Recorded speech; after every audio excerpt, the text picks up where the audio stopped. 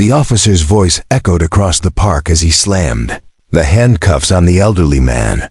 "You're under arrest for trespassing and disturbing the peace, old man. Maybe a night in jail will teach you to follow orders and stay where you belong." 84-year-old Captain William Bill Torres sat quietly on the memorial bench, his weathered hands now cuffed behind his back, while a crowd of onlookers recorded everything on their phones. None of them noticed the faded Navy anchor tattoo on his forearm or the way he kept staring at the Vietnam Memorial Wall like he was seeing ghosts. What happens when the Navy arrives will leave you absolutely stunned. If you believe our veterans deserve better treatment from those sworn to protect and serve, smash that subscribe button and tell me in the comments, have you ever witnessed injustice that made your blood boil? This story will change how you see everything. Bill Torres came to Riverside Park every Tuesday at exactly 3 p.m. for the past 8 years. Since his wife Martha died, it had been his routine. He would sit on the bench facing the Vietnam Memorial Wall, read the names of his fallen brothers, and talk to them like they were still there. Today felt different. Today marked 55 years since the Battle of Khe Sanh, where Bill had lost half his platoon. Today, he needed to be here more than ever, but when Bill arrived at his usual bench, he found it occupied by crime scene tape. The memorial area was blocked off for what looked like construction work. "Excuse me," Bill asked a young police officer standing nearby. "When will the memorial be open again?" Officer Derek Mason looked at the old man with barely concealed irritation. "It's closed indefinitely for renovations. You need to move along, sir." Bill looked past the tape at the wall where his friends' names were etched in black granite. "Officer, I just need a few minutes. Today's the anniversary of I said move along." Mason cut him off. "This is a restricted area." Bill had served his country for 26 years. He had never disobeyed a lawful order, but something about this felt wrong, felt unfair. Those names on the wall weren't just names to him. They were faces, voices, friends who would never come home. "Officer, I understand you have a job to do," Bill said respectfully, "but I've been coming here every week for 8 years. Could I just sit on the bench for a few minutes? I won't go near the construction." Mason's partner, Officer Lisa Chun, looked uncomfortable. "Derek, maybe we could let him. No exceptions," Mason snapped. "Rules are rules." "Sir, you need to leave now, or I'll have to escort you out." Bill looked around the park. There were people everywhere, joggers, families, teenagers skateboarding. None of them were being asked to leave. "Only him. I'm not causing any trouble," Bill said quietly. "I'm just an old man who wants to remember his friends." "You're loitering," Mason replied. "This is public property, and I'm telling you to move." But Bill didn't move. He couldn't. Something inside him, something that had carried him through jungle firefights and sleepless nights in the South China Sea, told him this was wrong. He walked around the crime scene tape and sat down on his usual bench. "Sir," Mason shouted, "you're now trespassing. Stand up and leave immediately." Bill remained seated, his eyes fixed on the memorial wall. "Officer, I'm not hurting anyone. I'm not damaging anything. I'm just remembering friends who died for this country." A crowd was starting to gather.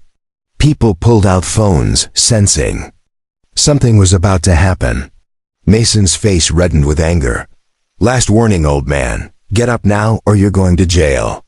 Bill closed his eyes and said a quiet prayer for Danny Rodriguez, age 19, killed by sniper fire. For Tommy Liu, age 20, died in a helicopter crash. For Marcus Washington, age 18, stepped on a mine.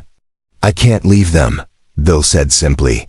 Mason stormed over and grabbed Bill roughly by the arm. "That's it. You're under arrest." "Officer." Chun stepped forward. "Derek, wait. Maybe we should. Stay back, Chun. This old fool thinks he can ignore police orders." The crowd watched in shock as Mason forced the 84-year-old man to stand, yanking his arms behind his back. You have the right to remain silent, Mason began, snapping handcuffs on Bill's wrists with unnecessary force. But apparently you're too stupid to use that right. Bill didn't resist. He'd been arrested before, during peaceful protests in the 70s, standing up for veterans' benefits. But this felt different. This felt cruel. Officer, Bill said quietly, I served this country for 26 years. I've never been arrested for a violent crime. I'm just trying to honor my dead friends. Mason laughed harshly. Oh, here we go with the war stories. Let me guess, you're some kind of hero, right? Well, hero, you just learned that being old doesn't put you above the law. The crowd murmured disapprovingly. Someone shouted, he's not hurting anyone. Mason spun around. Everyone back up. This man is trespassing on city property and refusing to comply with lawful orders. A middle-aged woman stepped forward. Officer, he's just sitting on a bench. Surely you could make an exception. No exceptions. Mason's voice carried across the park. I don't care if he's 90 years old and claims he won World War II single-handed. Rules apply to everyone. Bill stood there in handcuffs, dignity intact despite the humiliation. Officer, I never claimed to be a hero. Heroes don't come home. I just came home. Spare me the philosophy, Grandpa, Mason sneered. You're under arrest for trespassing and disturbing the peace. Maybe a night in jail will teach you to follow orders and stay where you belong. The cruelty in Mason's voice made several people in the crowd gasp. Officer Chun looked ashamed of her partner's behavior. Derek, this is too much, she said quietly. He's 84 years old. Age doesn't matter, Mason shot back. Criminals come in all ages. This old man thinks his sob stories give him special privileges. As Mason started to lead Bill toward the patrol car, a young veteran in the crowd called out, What's your name, sir? Bill looked back. Captain William Torres, U.S. Navy, retired. What ship, Captain? USS Hornet, USS Enterprise. 2 tours Vietnam, 1 Gulf War. The young veteran's eyes widened. He immediately stood at attention. Sir, thank you for your service. Mason rolled his eyes. Oh, this is rich. Now we've got a whole military fan club. Newsflash, people, old guys lie about military service all the time. But the young veteran wasn't backing down. Officer, do you know what the USS Enterprise is? I don't care if it's the Starship Enterprise, Mason snapped. This man broke the law. As they reached the patrol car, Mason roughly pushed Bill's head down to get him in the back seat. That's when Bill's shirt collar shifted, revealing a tattoo. On his neck, an anchor with the words CVN-65. Beneath it, the young veteran saw it and immediately pulled out his phone, not to record, but to make a call. Sir, this is Petty Officer Martinez. I need to speak to command immediately. We have a situation involving a former Enterprise captain being arrested at Riverside Park. Mason slammed the car door and turned to the crowd. Show's over, people. Anyone else wants to join Grandpa in jail for interfering with police business? But even as he spoke, Mason noticed several people in the crowd were making phone calls. And across the park, more people were arriving, not just curious onlookers, but people with a purpose, people who moved with military bearing. Within minutes, cars began pulling into the parking lot. Not regular cars, but official vehicles with government plates. Mason was filling out his arrest report when Officer Chun tapped his shoulder. Derek, we might have a problem. What kind of problem? Chun pointed to the parking lot, where men in Navy dress uniforms were getting out of black SUVs. The kind that ends careers. Mason looked up to see a rear admiral striding across the park, flanked by 2 commanders and a group of men who looked like they could bench press a small car. The admiral approached the patrol car where Bill was sitting and tapped on the window. When Bill looked up, the admiral's face broke into a smile of recognition. Captain Torres? Sir, what the hell are you doing in the back of a police car? Through the window, Bill smiled weakly. "Hello, Admiral Richardson. Seems I'm under arrest for wanting to visit my friends on the wall."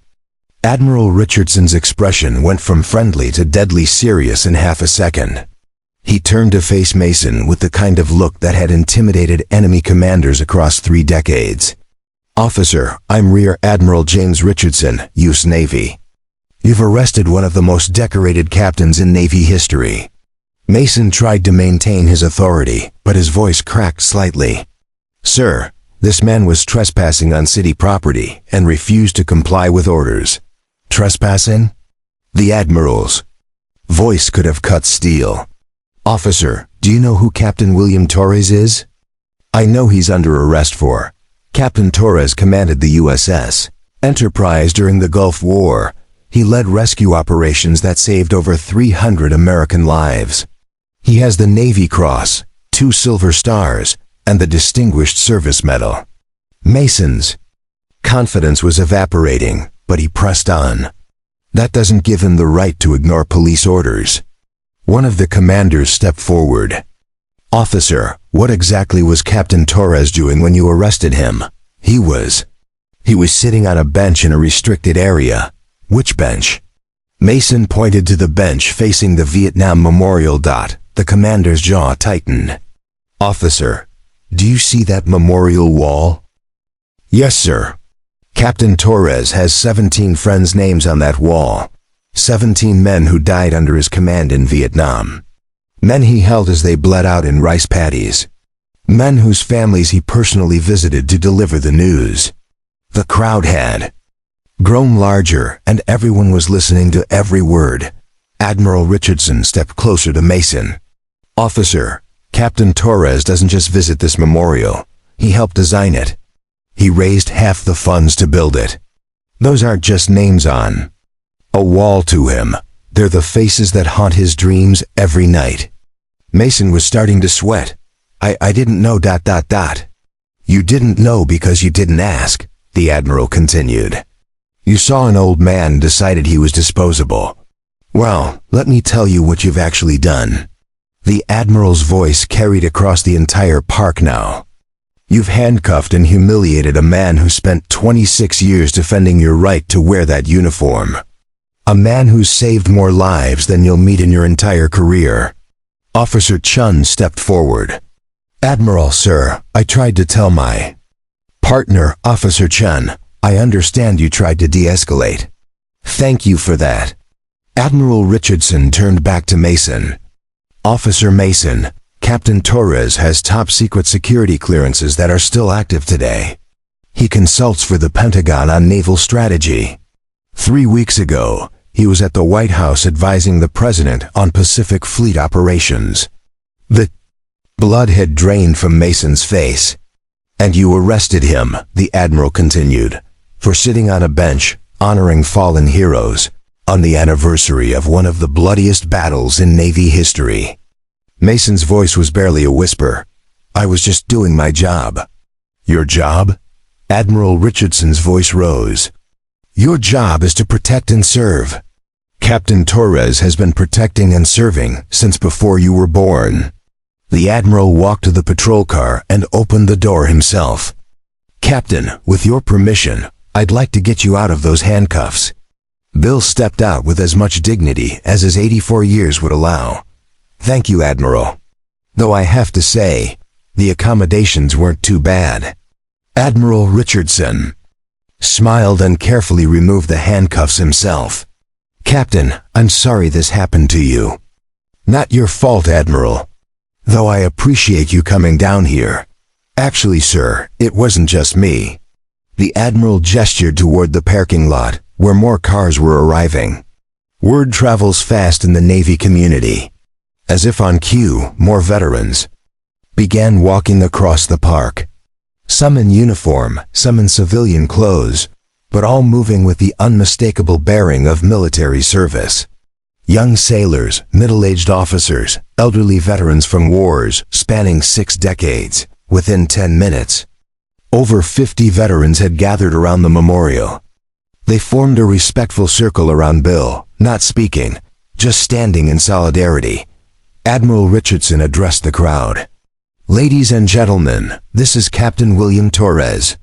If you've served in the Navy in the last 30 years, your safety at sea was influenced by procedures and protocols he developed.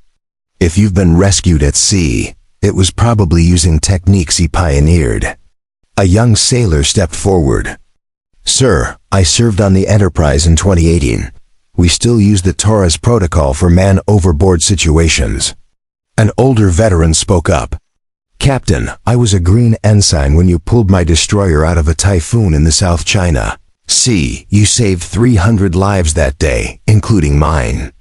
Mason stood there watching the gathering, beginning to understand the magnitude of his mistake. Bill looked around at all the faces, young and old, different races and backgrounds, but united by service and respect. Admiral, Bill said quietly, I appreciate all this, but I really just wanted to sit quietly with my friends for a few minutes. Admiral Richardson nodded. Of course, sir. He turned to Mason.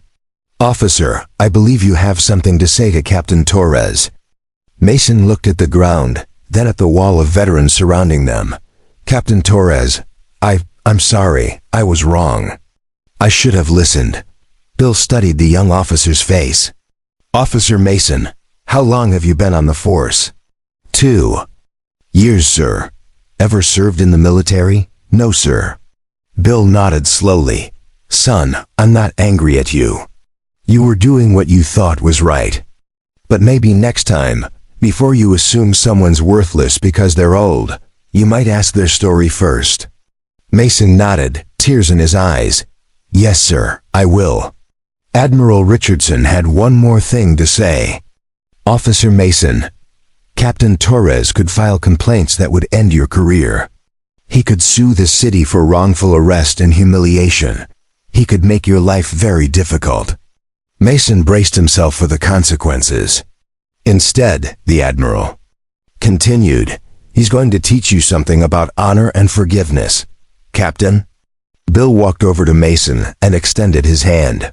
Officer Mason, everybody makes mistakes. The measure of a man isn't whether he makes mistakes, it's what he does after he realizes he made them. Mason shook Bill's hand, overwhelmed by the grace being shown to him. There's one thing I'd like you to do, Bill added. Anything, sir. Next time you see an elderly person, veteran or not, sitting alone somewhere, maybe check if they're okay. Instead of assuming they're causing trouble. Sometimes people just need a moment to remember. The crowd began to disperse, but not before dozens of veterans approached Bill to shake his hand, share their own stories, or simply say thank you, officer. Chun approached Admiral Richardson. Sir, what should we do about the arrest report?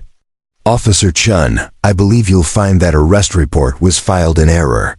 Captain Torres was never actually under arrest. He was simply helping Officer Mason understand the importance of this memorial site. Chun smiled. Yes, sir. I'll make sure the paperwork reflects that.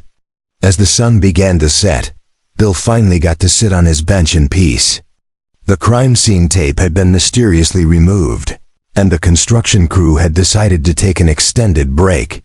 Bill sat there as he had hundreds of times before, reading the names on the wall, talking quietly to old friends. Admiral Richardson sat down beside him. Mind if I join you for a minute, Captain? Not at all, Admiral. They sat in comfortable silence for a while, two old sailors remembering fallen comrades. Captain, the Admiral finally said, what you did today, the way you handled that young officer, that's leadership. That's why we follow you. Bill smiled.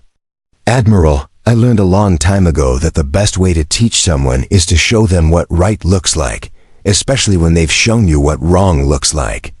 The video of Bill's arrest and the Navy's response went viral within hours. But more importantly, it sparked a conversation about how we treat our elderly, our veterans, and each other. Officer Mason kept his job, but he also kept Bill's lesson. He became known as the most compassionate officer on the force, always taking time to listen before taking action. Bill still visits the memorial every Tuesday.